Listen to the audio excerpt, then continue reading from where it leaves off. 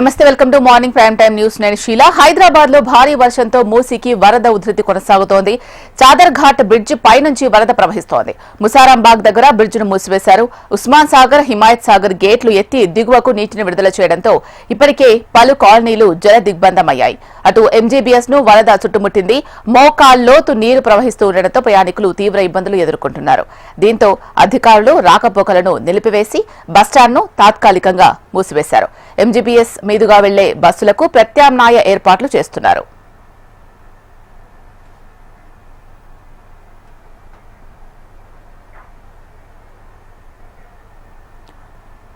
చాదర్ ఘాట్ దగ్గర తాజా పరిస్థితిని మా ప్రతినిధి అలేఖ్య అందిస్తారు. అలేఖ్య.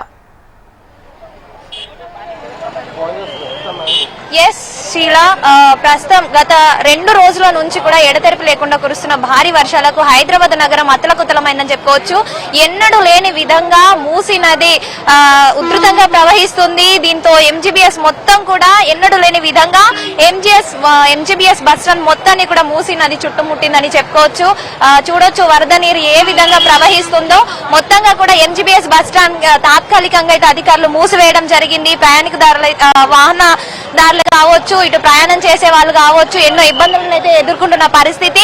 తాత్కాలికంగా బస్ స్టాప్ ని మూసివేయడంతో ప్రయాణం చేసే వాళ్ళంతా కూడా వేరే బస్ స్టాప్స్ కి వాళ్ళకి ఇచ్చిన పికప్ పాయింట్స్ దగ్గరికి అయితే వెళ్లడం జరుగుతుంది. ఎన్నడూ లేని విధంగా అయితే ఇదే మొదటిసారి అంటూ కూడా అధికారులు చెప్పడం జరుగుతుంది. ఇక్కడ మనతో పాటు అయితే కొంతమంది టీఎస్ఆర్టీసీకి సంబంధించిన సిబ్బంది ఉన్నారు. ఒకసారి వారితో మాట్లాడి తెలుసుకునే ప్రయత్నం చేద్దాం. సార్, చెప్పండి, ఎంజీబీఎస్ ఎన్నడూ లేని విధంగా అంటే గతంలో ఎప్పుడైనా జరిగిందా? ఇదే మొదటిసారి? ఇదే సార్ మేడం, ఇదే మొదటిసారి జరిగింది. ఇంతవరకు ఎప్పుడు జరగలేదు. నిన్న 6-7 నుంచి స్టార్ట్ అయింది వరద. 6-7 నుంచి స్టార్ట్ అయింది మేడం. ఇప్పటిదాకా ప్రవాహం తగ్గలేదు, అలాగే కొనసాగుతుంది. ఇక్కడ మన ఎంజీబీఎస్ నుండి వచ్చే బస్సులు ఏ రూట్ నుంచి ఆ రూట్ తరలిస్తున్నాము. జేబీఎస్ నుండి ఆరంగర్ నుంచి, మేదిపట్నం నుంచి మన ఆర్ఎం గారు, డిప్యూటీ ఆర్ఎం, సిఆర్ఎం సార్ సహకారంతో ఏర్పాటు చేశారు. అలాగే విజయవాడ వెళ్ళే బస్సులు దిల్సునార్ సైడు, మన మహబూబ్నగర్ వెళ్ళే సైడు, ఆరంగర్ సైడు, మన పరిగి వికారాబాద్ వెళ్ళే సైడ్, మేడిపట్నం సైడు ఎక్కడ డైవర్షన్ అక్కడ చేశాము. ఇప్పుడైతే ఇబ్బంది ఏం లేదు. ప్రవాహంతో ఇబ్బంది పడుతున్నారు ఇక్కడ ఎంజీబీఎస్కి వచ్చి. ఇప్పుడు బుక్ చేసుకున్న వాళ్ళకి పికప్ పాయింట్స్ ఇచ్చారా సార్? ఇచ్చాం మేడం. పక్కనే సిబిఎస్ లో మన పికప్ పాయింట్ ఇచ్చాం. వాళ్ళకు అడిగినప్పుడు మేము కూడా సహకారం చేసాం. వాళ్ళతోటి వెళ్ళాను మేడం. మొత్తంగా ఎంజీబీఎస్ తాత్కాలికంగా అధికారులు మూసివేయడంతో వారి కోసమని ప్రత్యామ్నాయ ఏర్పాట్లను కూడా అధికారులు చేయడం జరిగింది. అంతేకాకుండా వివిధ ప్రాంతాల నుండి వచ్చే బస్సులకి వేరే మార్గాల్లో కూడా బస్ స్టాప్లను ఏర్పాటు చేశారు. ఖమ్మం, నల్గొండ నుంచి వచ్చే బస్సులకు దిల్సుఖ్ నగర్ వరకే అనుమతి ఇవ్వడం జరిగింది. అలాగే కర్నూలు, మహబూబ్ నగర్ నుండి వచ్చే బస్సులను అయితే ఆరంగర్ వరకే అనుమతి ఇవ్వడం జరిగింది. వరంగల్, హన్మకొండ నుంచి వచ్చే బస్సులకు ఉప్పల్ వరకే అనుమతించారు. మొత్తంగా ప్రస్తుతం మనం చూసుకోవచ్చు పరిస్థితి ఏ విధంగా ఉంది, ప్రయాణికులు ఎన్ని ఇబ్బందులు పడుతున్నారో. అందులోని ఇప్పుడు దసరా సెలవులు, ఇంటికి వెళ్లే వాళ్ళు రావడం జరుగుతుంది. వాళ్ళైతే తీవ్ర ఇబ్బందులను ఎదుర్కొంటున్నారు. వరద నీటి నుంచే బస్ స్టాప్ కి రావడం జరుగుతుంది. కానీ తాత్కాలికంగా అయితే ఎంజీబీఎస్ బస్ స్టాప్ అయితే మూసివేయడం జరిగింది. ఆదిలాబాద్, కరీంనగర్, నిజామాబాద్ బస్సులను కూడా జూబ్లీ బస్ స్టేషన్ వరకు మాత్రమే అధికారులు అనుమతించడం జరిగింది. ఎవరైతే రిజర్వేషన్ చేసుకున్నారో ఆ రిజర్వేషన్ చేసుకున్న ప్రయాణికుల కోసం అయితే పికప్ పాయింట్స్ ని కూడా చేంజ్ చేయడం జరిగింది. గతంలో ఎన్నడూ లేని విధంగా ఎంజీబీఎస్ కి ఈ విధంగా ఎంజీబీఎస్ మొత్తం కూడా చుట్టుముట్టడం ఇదే తొలిసారి అంటూ కూడా అధికారులు చెప్పడం జరుగుతుంది. ఎందుకంటే ఈ 2 రోజుల నుంచి మొత్తంగా బంగాళాఖాతంలో ఏర్పడిన అల్పపీడనం వాయుగుండంగా మారిన నేపథ్యంలో రాష్ట్ర వ్యాప్తంగా కూడా వర్షాలు కొనసాగుతున్నాయి. అందులోనూ మన హైదరాబాద్ నగరంలో గత 2 రోజుల నుంచి కూడా ఎడతెరిపి లేకుండా వర్షాలు కురుస్తున్నాయి. ఎగువ కురుస్తున్న వర్షాలు అంటే ఆ వర్షాలు కురవడంతో జంట జలాశయాల నుంచి దిగువకు నీరు వదలడంతో గంటకి కూడా మూసీ నది ఉధృతంగా ప్రవహిస్తుంది. వరద ఉధృత పెరుగుతుందని చెప్పుకోవచ్చు. ఇంకా జంట జలాశయాల నుంచి అయితే అసలు ఎన్నడూ లేని విధంగా జంట జలాశయాలు ఉస్మాన్ సాగర్, హిమాయత్ సాగర్ ఎన్నడూ లేని విధంగా ఈ గేట్లను అయితే ఎత్తివేయడం జరిగింది. ఉస్మాన్ సాగర్ కు వచ్చేసి 15 గేట్లను ఎత్తివేయడం జరిగింది. దాదాపుగా మొత్తం గేట్లను ఎత్తివేసినట్టుగా చెప్పుకోవచ్చు. 15 గేట్లను 9 అడుగుల మేర ఎత్తి మూసీ నదిలోకి నీరు విడుదల చేయడం జరిగింది. మొత్తం 12,600 ఇన్ఫ్లో క్యూసెక్లు వదలడం జరిగింది. అవుట్ఫ్లో వచ్చేసి 13,335 క్యూసెక్లు. అలాగే హిమాయత్ సాగర్ 11 గేట్లు ఎత్తి 8 అడుగుల మేర కూడా నీటిని కిందికి విడుదల చేశారు. అంటే ఇన్ఫ్లో వచ్చేసి 18,500 క్యూసెక్లు, అవుట్ఫ్లో వచ్చేసి 20,872 క్యూసెక్లు అని చెప్పుకోవచ్చు. దీంతో ఎక్కువ వరద నీరు రావడంతో మూసీ నది వరద ఉధృతంగా ప్రవహిస్తుందని చెప్పుకోవచ్చు. బ్రిడ్జ్ కానుకొని మరి కూడా వరద నీరు ప్రవహిస్తుందని చెప్పుకోవచ్చు. అంతేకాకుండా ప్రయాణికులు అయితే చాలా ఇబ్బందులను అయితే ఎదుర్కొంటున్న పరిస్థితి. అధికారులు సహాయక చర్యలు చేపడుతున్నప్పటికీ కూడా ఇది అధికారులకు ఒక సవాల్గా మారిందని చెప్పుకోవచ్చు. ఒకవైపు ట్రాఫిక్ అధికారులు కావచ్చు, HYDRAA, monsoon teams, constables, police అధికారులు అందరూ కూడా సమన్వయంతో పనిచేస్తున్నప్పటికీ కూడా ఇది అధికారులకు ఒక సవాల్గా మారిందని చెప్పుకోవచ్చు. ఎంజీబీఎస్ బ్రిడ్జ్ మీద నుంచి కూడా వరద నీరు ప్రవహిస్తుంది. వాటర్ ఫ్లో ఎప్పటికప్పుడు కూడా పెరుగుతూనే ఉందని చెప్పుకోవచ్చు. మొత్తంగా ఈ వరద నీరు వల్ల ప్రయాణికులు ముఖ్యంగా అయితే చాలా ఇబ్బందులు ఎదుర్కొంటున్నారు. ఇంకా ఇప్పుడు 2 రోజుల వరకు కూడా వర్షాలు కొనసాగే అవకాశం ఉంది కాబట్టి ఇంకా వరద ఉధృతి పెరిగే అవకాశం ఉంది. మొత్తంగా కూడా ఎక్కడికక్కడ కూడా జన జీవనం స్తంభించిపోయిందని చెప్పుకోవచ్చు. కురుస్తున్న వర్షాలకి హైదరాబాద్ నగరం అత్తలకుత్తలమైందని చెప్పుకోవచ్చు.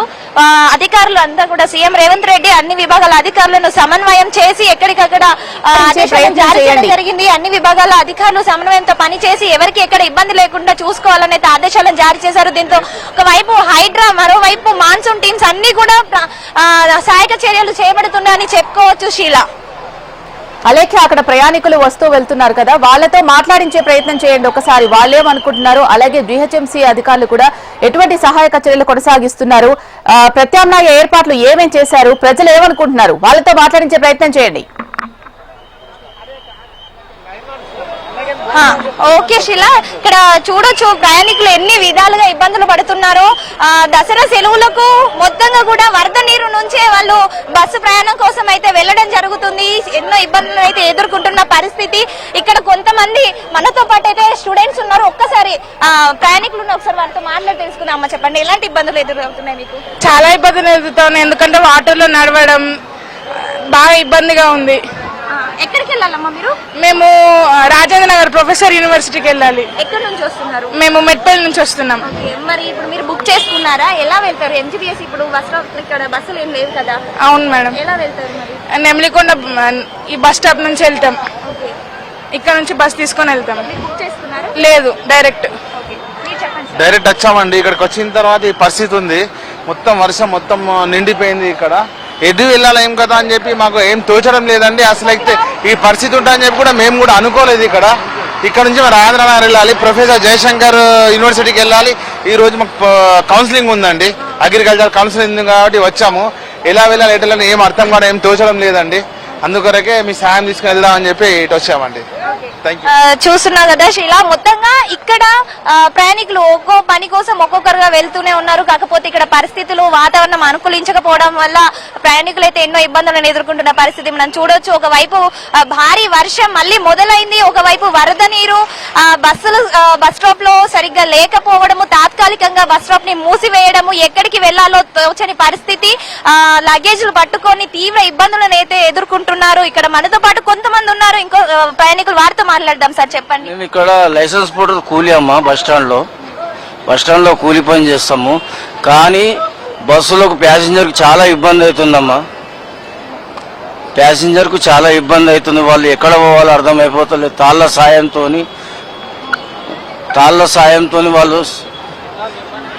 సాయంతో వాళ్ళకు చేరుస్తారు గమ్యానికి. ఆ బస్సులు రిజర్వేషన్ ఉన్న బస్సులు కూడా వాళ్ళకి ఎక్కడ పోవాలో కూడా వాళ్ళకి అర్థమై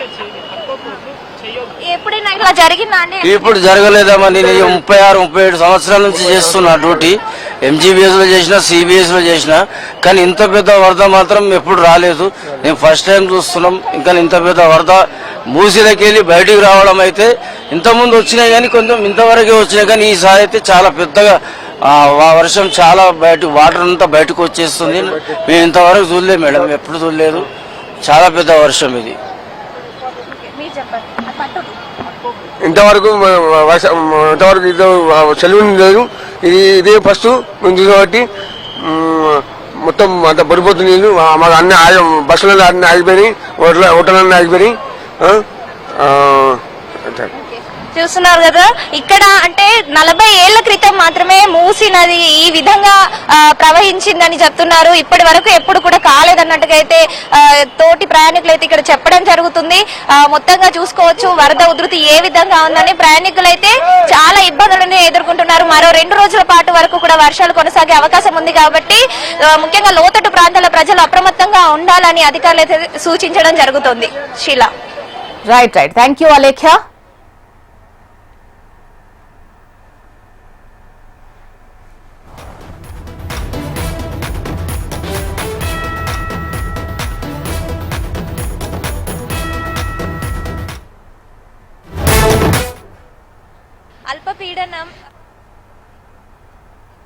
వ్యాప్తంగా కూడా వర్షాలు కొనసాగుతున్నాయి. ప్రస్తుతం నగరంలో కూడా గత 2 రోజుల నుంచి కూడా ఎడతెరిపి లేకుండా కురుస్తున్న భారీ వర్షాలకు మూసీ నది ఉధృతంగా ప్రవహిస్తుంది. జంట జలాశయాల నుంచి నీరు విడుదల చేయడంతో గంటకు కూడా వరద ఉధృతి పెరుగుతుందని చెప్పుకోవచ్చు. ప్రస్తుతం మనం మూసీ నది ఏ విధంగా ప్రవహిస్తుందో చూడొచ్చు.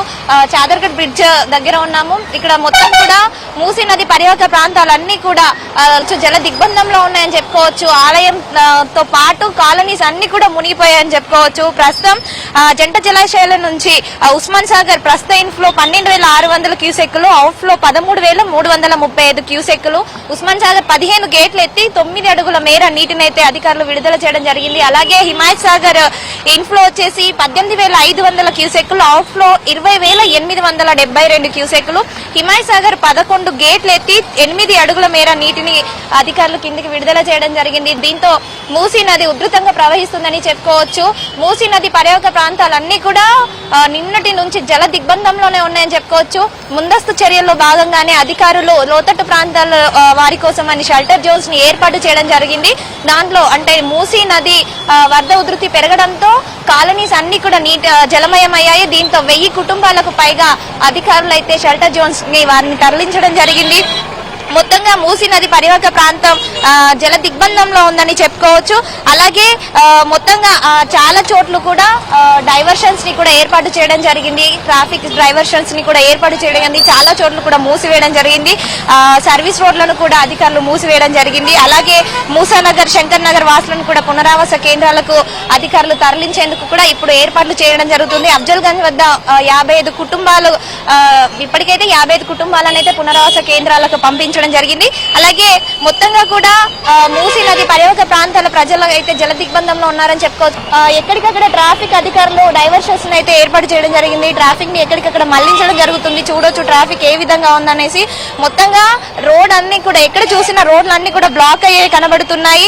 అలాగే హైడ్రా, మాన్సూన్ టీమ్స్, డిఆర్ఎఫ్ బృందాలు కూడా ఎక్కడికక్కడ సహాయక చర్యలు చేపడుతున్నారు. లోతట్టు ప్రాంతాల ప్రజలను అయితే షెల్టర్ జోన్స్ కి పంపించడం జరుగుతుంది. మొత్తంగా చాదర్ఘట్ అయితే చూసుకోవచ్చు. విజువల్స్ లో కూడా మనం ఆలయం కూడా మునిగిపోయిన పరిస్థితి మనకి ఇక్కడ విజువల్స్ నుంచి చూసుకోవచ్చు. ఆలయం పూర్తిగా మునిగిపోయింది. అలాగే ఆలయం చుట్టుపక్కల ఉన్న ఇండ్లన్నీ కూడా జలమయమయ్యాయని చెప్పుకోవచ్చు. మొత్తంగా జియాగూడ, పురాణపూల్ మధ్య కూడా రాకపోకలు బంద్ అయ్యాయని కూడా చెప్పుకోవచ్చు. మరో 2 రోజుల పాటు వరకు కూడా వర్షం కొనసాగే అవకాశం ఉంది కాబట్టి అధికారులు అందరినీ కూడా అలర్ట్ చేయడం జరిగింది. ముఖ్యంగా లోతట్టు ప్రాంతాల ప్రజలని అలర్ట్ చేయడం జరిగింది. మరో 2 రోజుల పాటు వరకు కూడా వర్షాలు కొనసాగే అవకాశం ఉంది కాబట్టి అందరూ అప్రమత్తంగా ఉండాలంటూ అధికారులు సూచించారు.